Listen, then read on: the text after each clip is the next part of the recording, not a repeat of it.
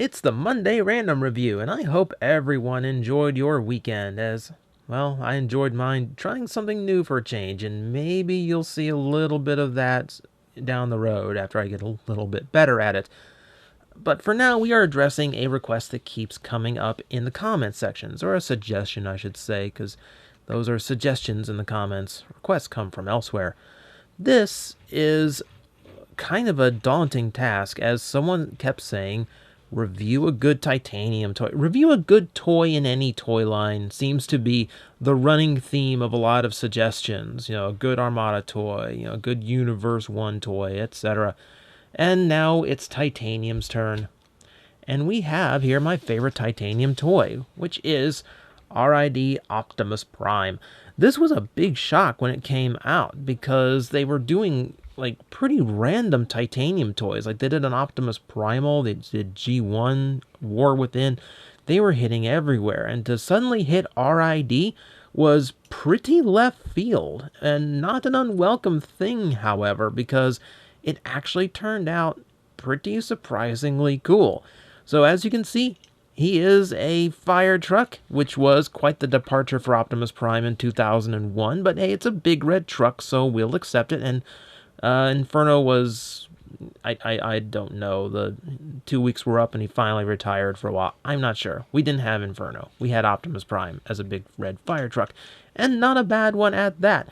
He's very flat and smooth all over, so he has this nice, solid, heavy machine look to him. And he's got a lot of panel lines going on throughout the side. You can see the doors here and some panel lines going all throughout here. A little bit on the side. A ton of it is much deeper here in the back where a lot of the die cast for this figure is. And it's quite nice. Now you can also see that around the top. There's more panel lining all over. A lot of, it's kind of a crosshatch, kind of a diamond plate look there to the ladder on the top.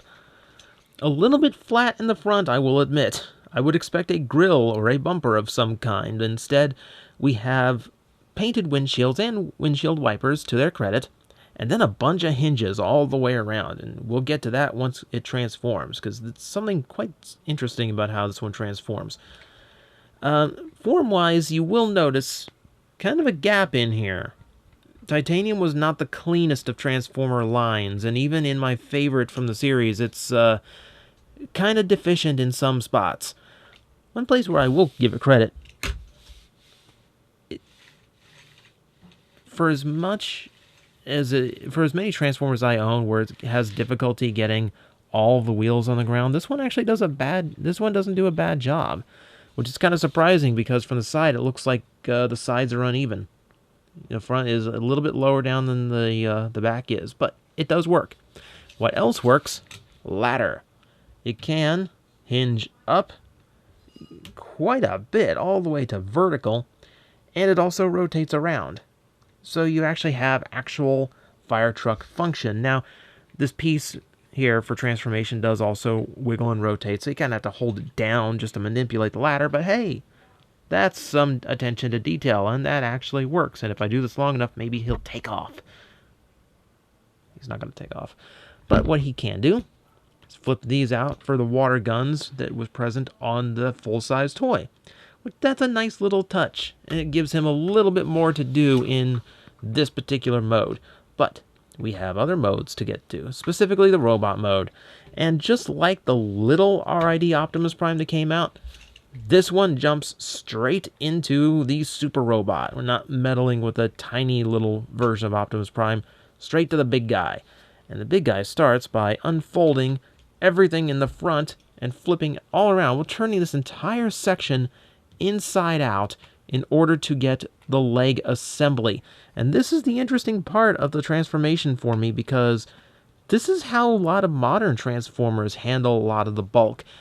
In particular, this is kind of how Masterpiece Sideswipe handles his leg transformation, which I think is kind of ironic to find Masterpiece engineering, or what they eventually used for Masterpiece, in a Titanium toy. It's a little bit ironic, don't you think? And now, we'll slide that down. And here, it gets pretty basic. You slide the arms out, divide them from the pegs, and rotate all those down. We'll flip out the hands, like so. Not a big deal. This will rotate back, slide forward this way. Actually, let's put this over his left shoulder. Let's do it that way, because I kind of like it better over there. I don't know why, but it kind of works for me. And here we have Titanium, RID Optimus Prime in robot mode, and actually looking pretty nice. Like, it's definitely the leader of the RID Autobots in a small, very deluxe sized package, which is actually kind of a cool thing in and of itself. This was actually a really nice alternative if you didn't want the big armor bulked up figure hanging around. If you really like the toy, this was a nice desk size alternative. Take a look at the chest and the head. Some of the details are flattened and simplified, so there is that, and the head might not be quite as majestic as it is in the full-size toy, but all the necessary details are there. A little bit poorly painted around the mouth, but I will give it credit because they did remember the shape of the head correctly. It's all there. It looks decent enough. And we have the Autobot symbol right there on the center chest. A little bit crooked on mine, but, you know, them's the breaks. A lot of paint on this figure. A lot. You can see on the hoses here, as well as all of these details through the shoulders, down the forearms, and everything in the legs. There's a lot of paint just in the legs, getting all the original details from the first figure on there, including a painted on tire, which actually has a little bit of molding to it to give it 3 dimensions. So it kind of looks correct. They tried. I will give them that. A lot of paint in the pelvis section, too. One thing I won't fault Titanium on, they were not shy about paint. Like, they lavished it on these toys. So that is the basics of the details. How about we get into articulation? We'll see how they did there. Well, we do have a rotating neck, so that's a good start. The shoulders can move up at those hinges, as well as moving forward on a semi-ratcheted basis, and the arms fold outward. They also have it's an okay elbow. It's beyond 45 degrees, so it's not great, but it's not bad. The the forearms, I'm sorry, actually rotate as well. We have a waist articulation with a nice loud snap. We have semi kind of faux ratchets in the hips. We have a thigh rotation, which very loud ratchet, and then a bend to the knee as well. Nothing you can really do with the feet, but hey, I mean, for a Titanium toy, that's a spectacular amount of articulation. Quite a bit going on here. A lot of posability to him. He does exceptionally well. Like, seriously, like, that's as much as I would expect a modern deluxe to have. It really does do its job extremely nicely. And there's a little bit more that he can do as well. Since we have this rotated over here, we can... Okay, if I can remember how this goes. Oh, right. Sorry about that. It's been a while. That big section that holds onto the ladder has one section that can rotate up, so that you can move the ladder forward, and he can use it as his big over-the-shoulder cannon, just as he did in the show, just as the original toy could do. So you have that as an option. He can use his weaponry as intended. So they left that in, whereas a lot of Titaniums kind of got stripped down from their gimmicks. I mean, you know, take a look at Optimus Primal as a prime example. But on top of that, they actually took advantage of the extra bulk this toy has and worked in a little bit extra, which is in the form of forearm hidden weaponry. It's a little bit hard to see on here. I will give you credit because it's just kind of buried in the toy.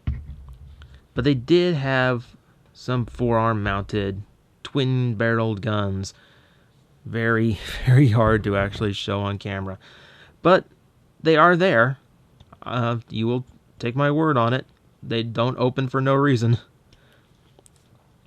It gives them a little bit of gimmick. It gives them a little bit of extra playability that they really didn't have to include. Like, he looked fine without it. But I am very happy that they went the extra mile for that. And all of this in a titanium toy, and it all came out really, really well. And part of that part of that is because there are a lot more ratcheted joints to this. There are a lot more tight hinges. The joint tolerances are way better than they were in the earlier titaniums. And the diecast makes a little bit more sense. The diecast here is in the feet, in the shoulders, and in the chest. None in the forearms. We learned that the hard way, titanium. Nothing in the forearms, because any loose joint means the arms no longer work.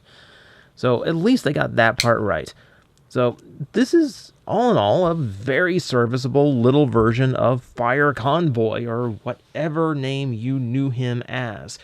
He's a fine toy, very nice, deluxe-sized figure, and really one of the gems of the whole titanium line. I know a lot of RID collectors who just absolutely obsess over that series, and seeing how many RID requests I get, yeah, I am fully aware. The passion for that series is alive and well.